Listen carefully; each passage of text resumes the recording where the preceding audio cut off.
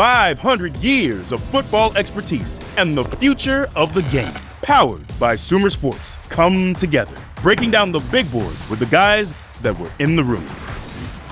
Today we are joined by Sumer Sports senior linebacker evaluator, former Super Bowl champion, and former special teams coordinator for the Broncos and Jaguars, Mike Mallory.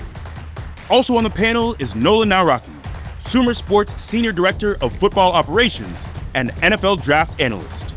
We're bringing it all together with the most sophisticated sports technology ever engineered. This is The Evaluation. Linebackers. Linebackers used to be the biggest, meanest dudes on the field. Now, they have to be the smartest. The game is faster, offenses are trickier, and the linebacker is stuck in the middle of it all. Scouts want range. They want power. They want someone who can blitz, cover a slot receiver, and still crack a pulling guard in the mouth. It's instinct, toughness, and controlled chaos. The linebacker sees everything and hits everything. Welcome to The Evaluation. I'm your host, Taurean, and today we're talking linebackers. And I am pleased to be joined by Mike Mallory and Nolan Nawrocki. Gentlemen, how we doing? Nolan, you're up first. Who is your first prospect on the board? We're going to start off with Ohio State's Arvell Reese, first-time, full-time starter this season, and showed that he can dominate in a conference that is one of the best in the country. And he came out and showed he could play on the ball, off the ball. He was extremely explosive off the edge, great blitzer. Play speed is outstanding. His toughness is outstanding. He plays big, takes on blocks. Arvell Reese's processing and instinct is good today. I think the sky is the limit for what this guy could become in the NFL. Eventually, he's going to become a full-time pass rusher. And how important is that versatility to be able to play both an edge, off the ball, and on the ball? It depends on the coordinator and the scheme. If you have a creative coordinator who wants to disguise and bring different pressure packages, it's extremely helpful to have somebody who can do both, move back when you need him to. But ultimately, the ability to pin his ears back and get after the quarterback is how he's going to make his living and how he's going to, I think, rival some of these great pass rushers that have turned out to be great professionals. Thank you. Mike, who's first on your board? Well, we're going to stick with the Buckeyes, and we're going to go with Sonny Styles, who, interesting enough, 2 years ago was a starting safety for the Buckeyes. The height, weight, speed traits that are there, I mean, he's got them. So still have some raw moments, just as far as watching with his technique, maybe even when he's taking on a block, maybe body control, his processing and instincts maybe are good. Play speed, he plays fast, and I would say that's outstanding. Blitz and pass rush, I would say he's outstanding. In coverage, I'd say coverage is very good. He's got a lot of upside, and I know as a coach, I'd really love to coach somebody like this. Really excited about talking more about this guy. There's another player that played for Chicago Bears, a place that's had many legendary linebackers named Brian Urlacher, who was also a safety in college. This guy was very similar in his ability to make plays, fly to the ball, and was very secure tackling. Really improved as a tackler this season. Couple really talented linebackers in Columbus. Now it's time for our first deep dive. So let's hear from Sumer Sports data analyst and football integration lead, Sam Brookhouse. Hey, this is one of my favorite positions to talk about because I'm also a former linebacker. So taking what I understand about the position, applying it to the analytics is one of my favorite things to do. And the linebacker position is actually very hard to evaluate with analytics because these guys on every single play have to understand coverage, but also have to understand the run fits. As a result, we typically see them peak in one role or something that they were asked to do.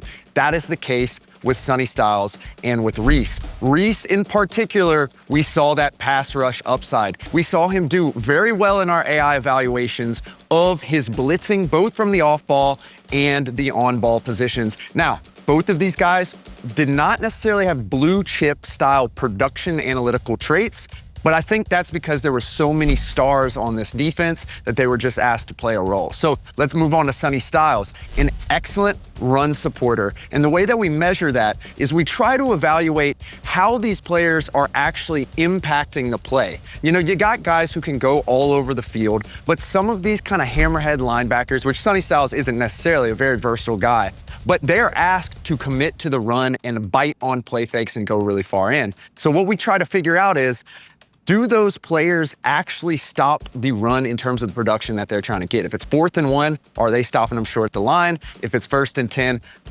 2 or 3 yards, but you get your fit right and you make the play. Sonny Styles is a quality player at that, and that's why these two players were so good together. Appreciate you, Sam. Nolan, we have more players to cover. Who's next on your board? I'm going to go with C.J. Allen from Georgia. It was extremely tough this year. The most impressive thing that I think he showed was against Texas. He came off, injured his knee, and had a scope a week later. This guy decided to have surgery, returned, but he was out there battling for the SEC championship in the playoffs, giving it his all.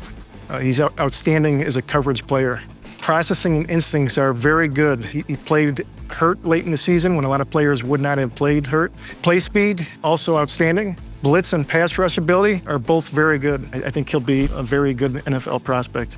And in this era where you're seeing more guys opt out of bowl games or shut it down for the season, how much weight do you give to a guy like that who guts it out? You want competitors, especially at the linebacker position. Somebody's going to lay it all on the line, and he absolutely showed with the toughness, gritting it out, playing in that situation, that he's a guy you can go to war with in the locker room. Mike, who do you have next? Okay, I'm going to go with Indiana Hoosier, Aiden Fisher. He plays fast. He's a tempo setter for these guys because he really handles the calls, sets the fronts, blitz and pass rush are very good. And he's very good with his processing, very good with his instincts, very good trait with his coverage. Toughness, I would say, is outstanding for this player. Play speed, very good in my mind. But a very physical point of attack linebacker, very heavy hands. So when he's point of attack, you can see this guy really strike, and then he can shed and make a play. In coverage, very efficient cover in zone coverage, very aware,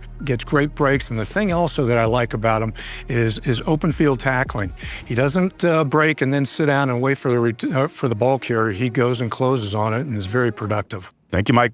Sam? Hey, we're swimming in the data over here, E. And with Allen, here's a guy who can cover. Data matches the scouting opinion right here. Here's a guy who is going to excel at zone coverage. And like Nolan said, potentially, he may be able to play some of those safety positions in some exotic looks. That's something that he is a quality player, a 7 on by the analytics book. You look at Fisher, here's a guy who does have a blue chip trait in terms of production, and it is that run stuffing ability. He really makes plays when he has to, and as was said, he's a point of attack player. He's gonna go and make the play that needs to be made in the gap that it needs to be made as well.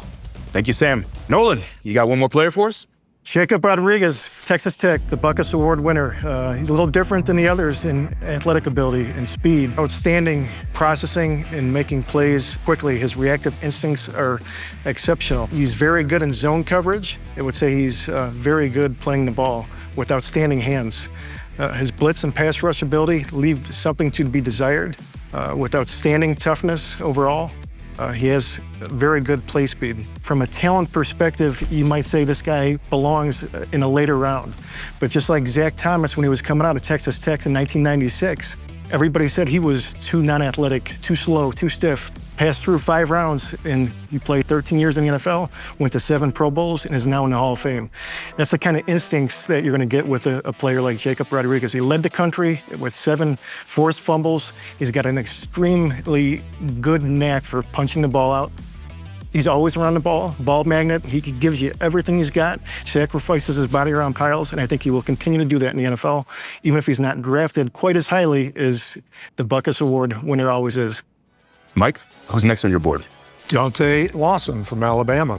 Very strong point of attack. He's a physical throw of a shoulder, a forearm, point of attack. He'll also use other tools to get around blocks. He uses hot hands to get off quickly. So very efficient point of attack, run defender. I think he's very good with his process and instincts. Play speed, I would say, is good. He's very good with his toughness of point of attack. As far as the pass game, he can really be destructive as a pass rusher. A very interesting player. Thank you, Mike. Sam, take us on our last deep dive. So analytics grades production. And as was said, Rodriguez was the most productive linebacker in the nation this year. That's why he has our top run support score. That is a perfect 10. He is one of the best players in the historicals that we have. in terms of making big plays when they need to be made. You add in those fumble punch outs, that really decreases the production of the offense. That's why he's so good there. But he also is quality at pursuit. The way that we like to measure pursuit is we look at these players' tackle probabilities every 10th of a second.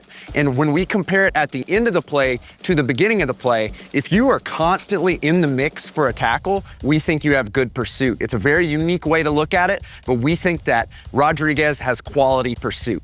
Let's take it on down to Lawson. Lawson is another quality guy, but we do have some concerns about his game speed, and reading some reports and talking about it a little bit, I wonder if he can kind of get his effort up and play to his top speed a little bit more. That may be able to alleviate those concerns and allow him to be the productive player that he is in the pros. Thank you, Sam. Let's go to Sumer Sports senior analyst Sean Syed for some rapid-fire evaluations.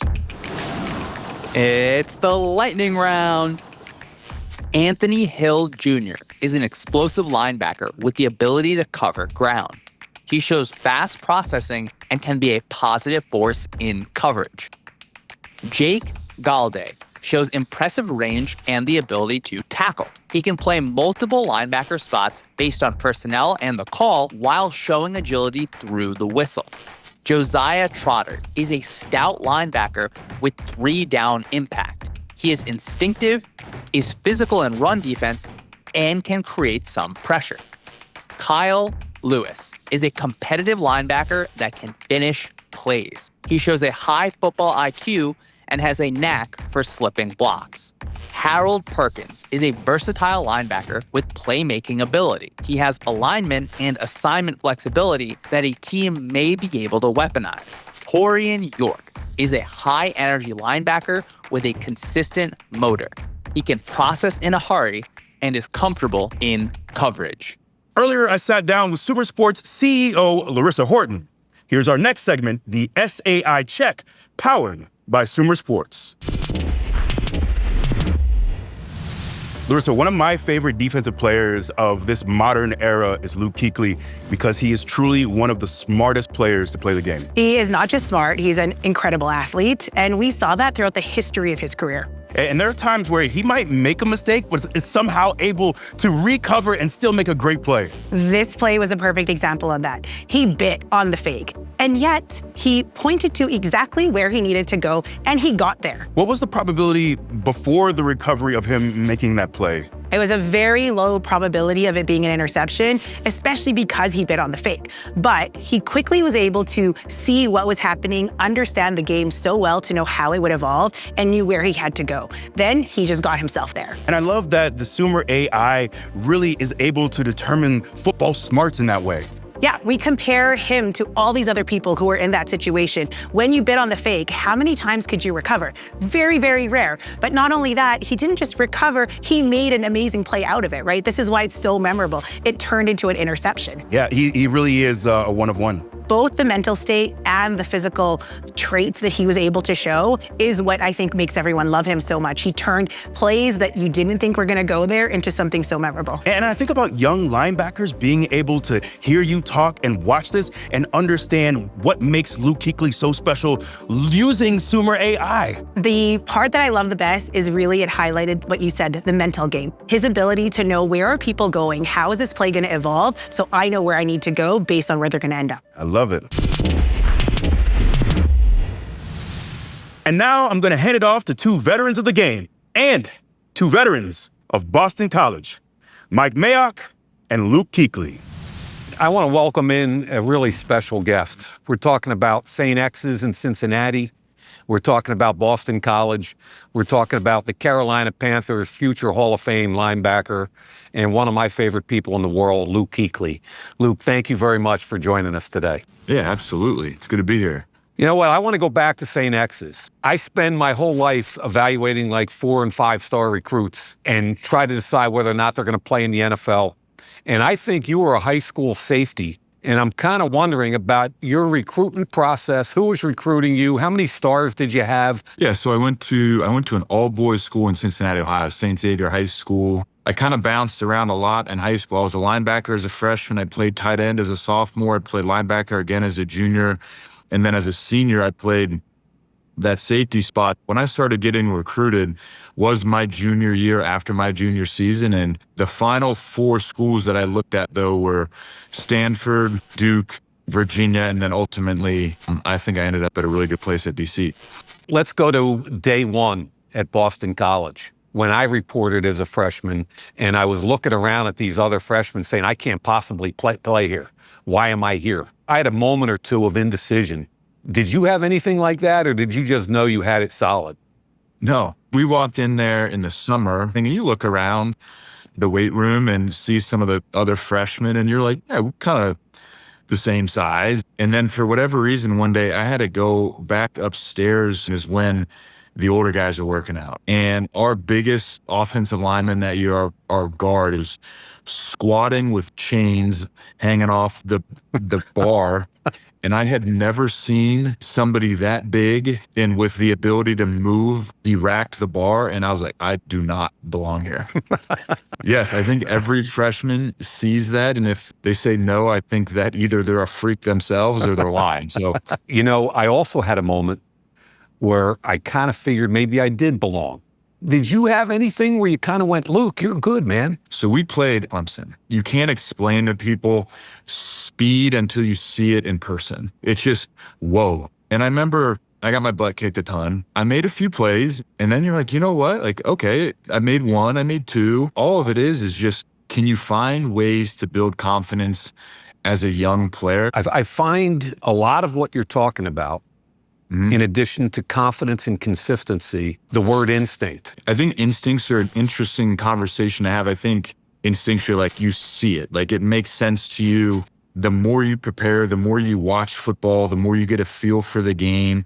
From a young age, I loved watching the game. I loved being around it. And I think you just pick stuff up whether you notice it or not. One of the biggest things for a player that has a feel and can get to the spot and maybe doesn't understand why is a coach that lets them do it. I was able to be at my best when the coaches let me go play. And of course, you're going to make mistakes and you're going to do things that are stupid. If you can come to the sideline and then as the player, the coach should ask you, why did you do that? What did you see? I remember being a 14-year-old quarterback for my father and starting as a true freshman.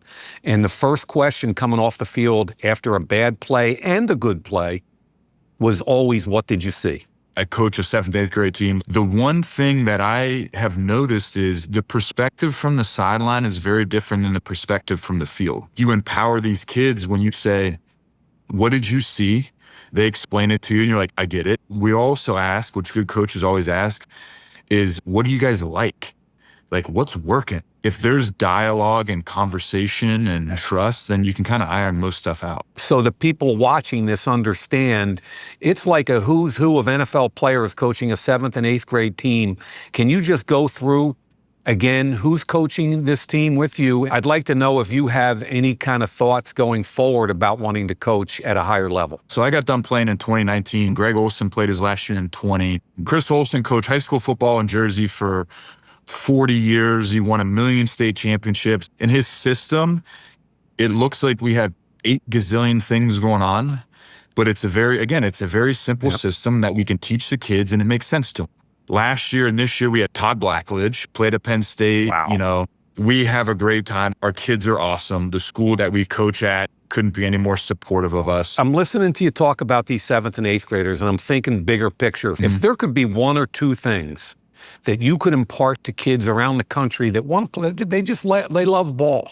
They're 6th, 7th, 8th graders. What would you tell these kids? Football is a tough game played by tough guys. Can you be tough?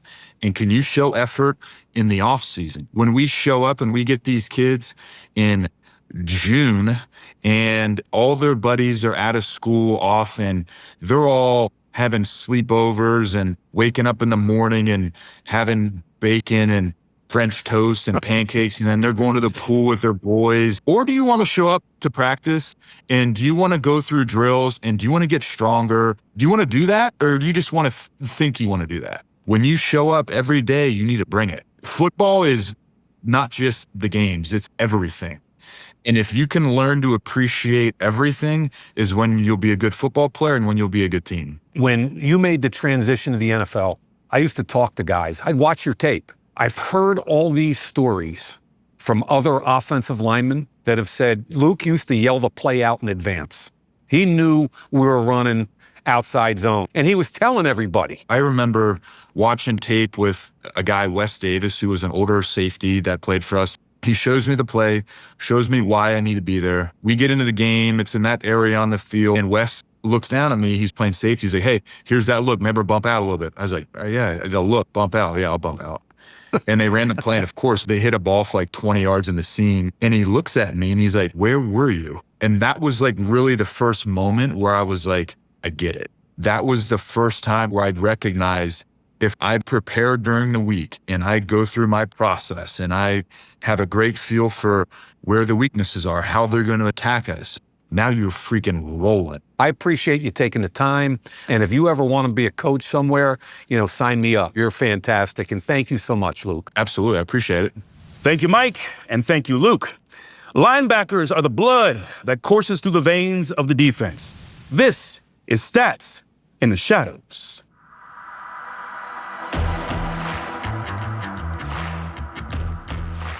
Linebackers are often thought to be the beating heart of the defense, but are rarely drafted highly anymore. Since 2020, only 10 true off-ball linebackers have been selected in the first round, and even that count is caveated because many were drafted for their pass rushing upside. The reasoning behind this is that linebacker stats are deeply in the shadows. Standard box scores struggle to predict who will play well year to year. For example, a linebacker with a high rate of tackles was traditionally thought to be impactful, but that statistic predicts success in the next year at only a 45% clip. Compare that to key stats for edge rushers, where the correlations are up in the 60s, and it makes sense why less premium resources are devoted to linebackers. However, as technology allows us to delve deeper into the statistical shadows, we are finding better ways to evaluate linebackers. The dawn of tracking data has allowed us to measure how players perform on play-action plays, which are some of the most effective offensive plays specifically because they are designed to trick the linebacking core.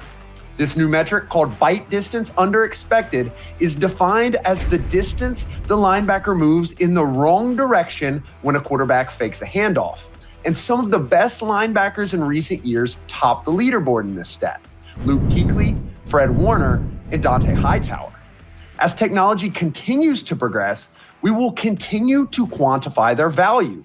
So the stats in the shadows ensure that the beating heart of the defense, the linebackers, will beat strongly once again. It is my pleasure to welcome Lindsay Rhodes of Sumer Sports to the round table. I'm wondering, from an evaluation standpoint, when you guys do what you're doing with your eyes, do you have some of the same problems? Do you need context? Do you need to go to a coach and say, hey, what was the assignment here? So that then when you watch the tape, you get a better feel for what you're actually seeing? One of the greatest challenges of evaluating is that you don't have the play sheet in front of you. You don't know how they're being coached. You don't know what the play call was. You're guessing to a degree. You could look at the scheme and try to figure out what they should be doing. The evaluation world is a little different than a coach after a game. So evaluation, you're looking at traits, you're trying to project how well they do something, not just necessarily if they just did their job, which I think is part of the challenge you're talking about. As a ex-coach and now becoming an evaluator, that's been something that I've had to adjust a little bit. It's like, you're always, okay, what's he being taught to do? And because your first thought is, that's not correct. But then as you see and you watch, like you're talking about, you watch the scheme and you watch the consistency of the play, okay, I see what they're coaching him to do. So that helps you a lot as far as what he's doing with his ability. I'd love to talk about just the value of off-the-ball linebackers. As an Iowa guy, I think of Jack Campbell. And when he was drafted in the first round by the Lions, there was all this talk about, you don't take an off-the-ball linebacker that high. A couple years later, first-team All-Pro. There's so much emphasis on the edge. Can you talk about the value of off-the-ball linebackers?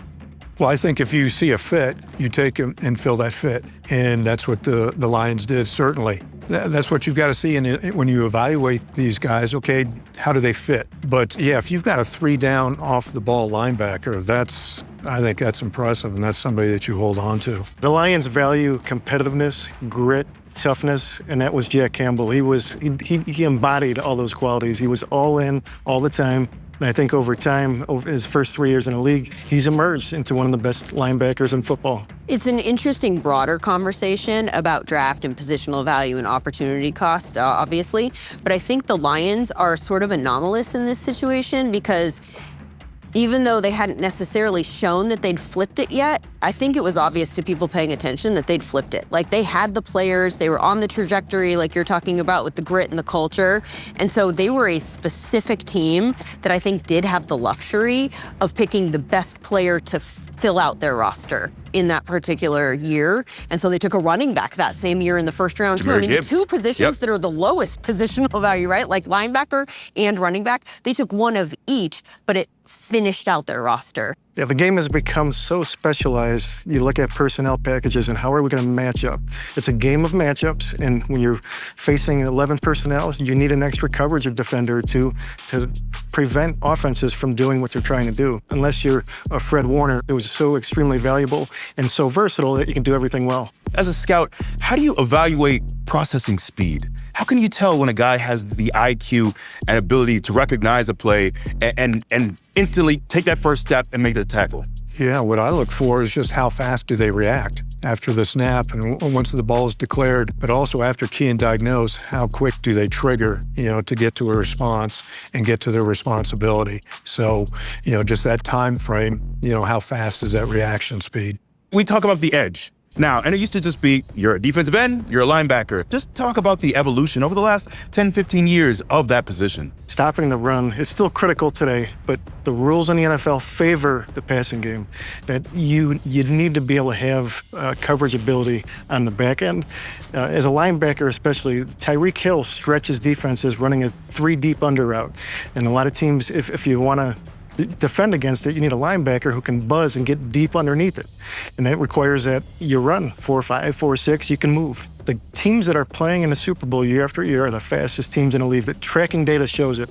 And speed, whether it's Devin White getting drafted in the top 5 because he's running the 4.42, a lot of the best linebackers in the NFL are linebackers who ran sub 4.55. What about the size? How has all of that changed the body type that you might be looking for at linebacker? Certainly what we've seen these last, like you say, 15, 20 years is just what offenses are doing formationally, how they're going to attack defenses, and really also just the athleticism of the guys up front that they're playing, the offensive linemen. As a linebacker, it's no longer like we've talked about where you're just going to handle a B gap and you've got a neck roll and you're just going to run straight ahead into a wall. I miss the neck rolls, though. Bring them back. And those big pads that came out to here, and now they don't even go over their shoulders. They're so tiny. Is it hard to evaluate a linebacker when they're playing in defenses that you might not see as much on the next level? As an evaluator, you're really picking out, all right, who are the opponents, who are they playing? Maybe it's situationally, short yardage to see how they handle, a physical type of style, that type of thing. So you really have to check these guys out and see, just how they play in those situations. Yeah, what's really challenging sometimes in a 3-3 front in college, the linebacker may never drop. He's inserting, he's tracking the quarterback. So depending on the scheme and how they're being used, you may not be able to fully evaluate everything that you want to see in the NFL and how it translates to the pro level. The sizes that you see with these different linebackers and for the fits, like you say, situationally, and also when you evaluate, so let's say it's a smaller linebacker, but as you evaluate this guy, okay, how does he handle playing physical? And then you look at the body structure and how he plays. Hey, is he physical? Is he somebody can handle, the pounding? Are there certain metrics as scouts that you all pay more attention to when it comes to linebackers and others that you toss out? After you've done all your work on the film and you've talked to people, I think really getting sit down face-to-face or working in drills, I think that is so important to really tie the two together because you really want to know how this young man ticks and what really makes him go. Aiden Fisher, is he a tempo setter for these guys? What makes him special? What makes him unique? Why was he such a positive effect for that defense? So you want to know and learn all you can about these guys, and the only way to do it is get face-to-face with them. Well, we've talked a lot about the changes to this position, and there's even more to talk about. Here's Scheme Shift.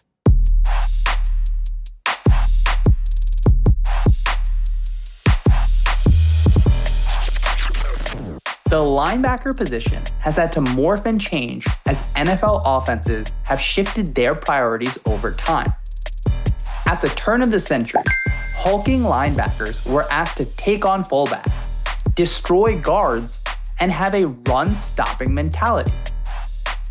But as offenses have moved to more spread-out looks, the linebackers' responsibilities have evolved. Today, flexible skill sets are a plus as linebackers walk down to the line of scrimmage to change defensive looks from light boxes before the snap. These linebackers can also plug gaps from depth after the snap to close space that once felt open. The best linebackers are not only able to help against the run, but are positives against the pass. Agile linebackers are asked to pick up running backs out of the backfield and deal with receiving threats over the middle. But with the offensive pendulum swinging back to 2 and even 3 tight end looks, or having 6 offensive linemen on the field, linebackers can't just be coverage specialists. Today's linebacker has to balance new ways to deal with the run game while also being attacked through the air. The next generation of great linebackers will have to have a flexible toolkit to deal with anything that offenses throw at them. I love that the game is always evolving. Guys get bigger and bigger and bigger, and then, at some point, everyone says, we need to get faster, so people get smaller. And this constant, jockeying for position, I think is really interesting, especially at the linebacker position. You react to their reaction, and then do you overreact, and does it come back? Yeah, the proliferation of the passing game has really forced linebackers to be faster. It's put an emphasis on speed at the linebacker position. And Nolan, you made a great point off camera. Now with the changing rules to protect guys, to stave off head injuries, you had a Pete Carroll story. He made the hawk tackle famous and helped implement it in the NFL and spread it down to the youth level where you take your head out of the game. You see that every level now. They're trying to avoid head-to-head contact. And you can do that by hitting with your shoulders, by taking a lasso backside approach and not leading with the helmet. Those first few years after they changed the rules, I remember there being so much talk about how it was so hard to adjust on the fly. And it's so interesting now to watch the game, and you are seeing examples of players who have actually grown up playing with their head out of the game. The art of tackling has definitely improved. Nolan, earlier you were talking about Jacob Rodriguez, Butkus Award winning linebacker at Texas Tech. And it turns out that you have some familiarity with the Dick Butkus. Dick was a special linebacker, and Chicago's bred a lot of great linebackers. A lot of awards were created, and the Butkus Award was founded in the mid-1980s. He wanted to be involved in it in 2007, and he reached out and asked if we can put together a committee. I was part of the group that helped form that committee. So for the last 18 years or so, we've been selecting the winner, and it was really cool to see the reaction from high school players. It says it on the trophy. You will be remembered for how you give back. It hasn't been with us for a couple of years, but the legacy will continue on, and something special to be a part of. I can say from experience, it is a great honor to be mentioned in that award. And so the very first award was 1985, I believe, and I was a semifinalist or a finalist or whatever. It just makes you feel really proud to be associated with Dick Butkus, one of the all-time best. Yeah, he was a legend. Absolutely. Absolutely. Well, thank you, gentlemen. Thank you to our team at Sumer Sports. Thank you, Luke Kuechly. And remember, draft night is loud, but evaluations are quiet. And we live in the quiet. Until next time.